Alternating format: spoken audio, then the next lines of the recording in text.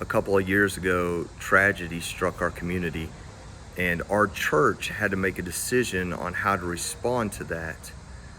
And I, as a pastor and as a Christian, and just as a community member, had to make decisions how I would respond to that as well.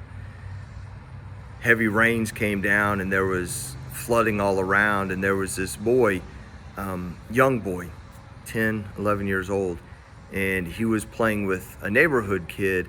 And you know how boys are, we just love to be adventurous and mischievous.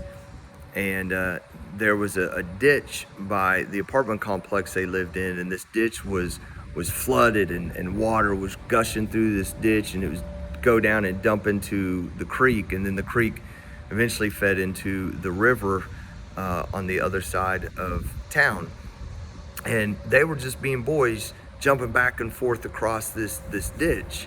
And it wasn't a deep ditch, but it was overflowing and running fast. And this boy, on one of his jumps, didn't make it and landed in the water, and he was gone. The water was moving that fast, and through the culvert he went, and dumped into the creek, and he was just gone.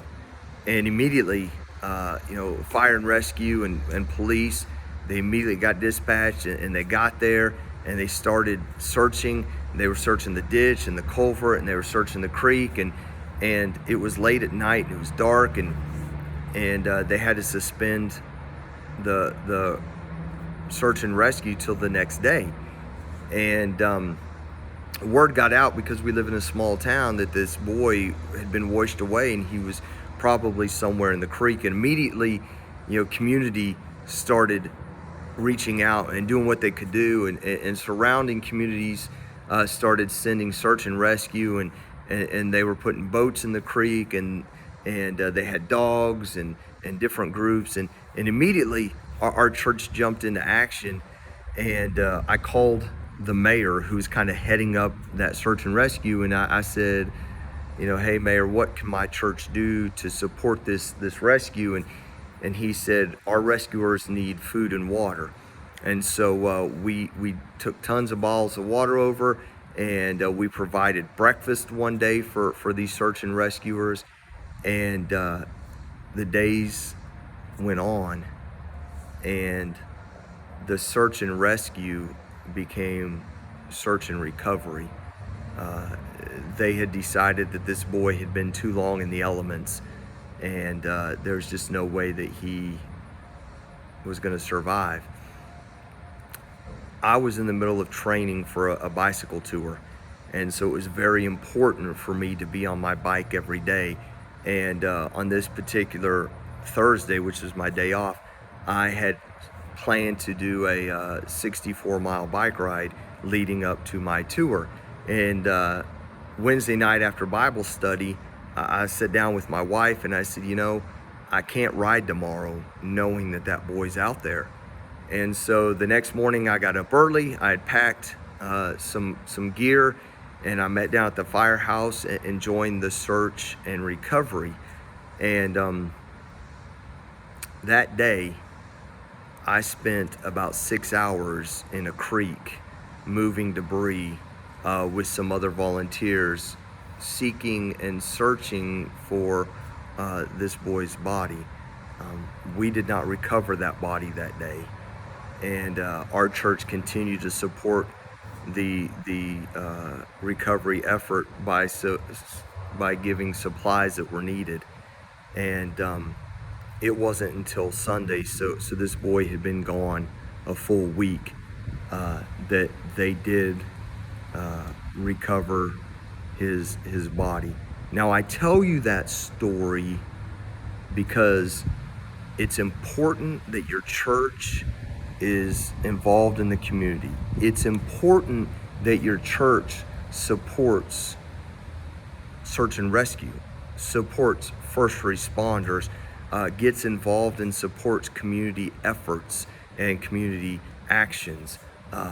I have a different video where I talk about the importance of having relationships with elected officials. And, I knew the mayor personally. And so I literally called him on his cell phone and said, hey, what can my church do to be involved? I tell you this story also because it's important for you as the pastor to be involved in things like this. It's important because you're the face of your church, and it's important when you show up to things like this, when you show up to community involvements, community gatherings, community happenings. Not only are you showing up as a community member, but you're showing up as the face of your church, and your church is being represented. This is a sad story. This boy died alone in that Coldwater Creek. And his mom, a single mom, was left childless.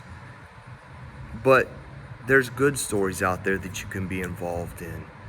You know, when the community gathers for the opening of a new park or a new business, or when there's a prayer rally or the parades that happen during in your community throughout the year, it's important that you're there, that you're seen, that you're a part of the community. So I don't want to leave this video on a down note with a sad story. So the mayor during COVID decided that, you know, we really needed to get out. We needed to do some stuff and be seen and spend some time together. But how can you do that when you're also kind of separated? And so the mayor decided they were going to do an old-fashioned cruise-in. Now, you may be too young to remember going downtown in a cool car and just cruising up and down the street for hours and hanging out and seeing people. I grew up doing that in downtown Wichita, and you know, what was really cool about the street that I cruised in the late 80s and early 90s, my mom and dad actually cruised that same route in the late 50s, and then both my older siblings cruised that same route. So the mayor of our town decided, hey, we're gonna do an old-fashioned cruise in downtown. And you know, all these guys with their hot rods and their muscle cars started showing up, and you know, people put their families in their SUVs, and so it was just a variety of different cars, different families, and we're just cruising up and down, talking to each other in our cars, and we were safe distance and everything. But I thought, you know, this is a great opportunity. So I got Rhonda, and I got her a McDonald's Coke, and we joined that cruise in our church's old beat up 15-passenger Ford van, and right on the side, Moorhead First Church of God, and we're cruising up and down in this old beater, and we're waving to people, and we're honking the horn, and we're just having a blast. And I thought, you know, this is good for our church to be involved in this, to be a part of this, just to come out and support. And the next month, they did another cruise in, and the mayor called me and said, hey, people want to know, is the church van going to show up? And I said, absolutely it is.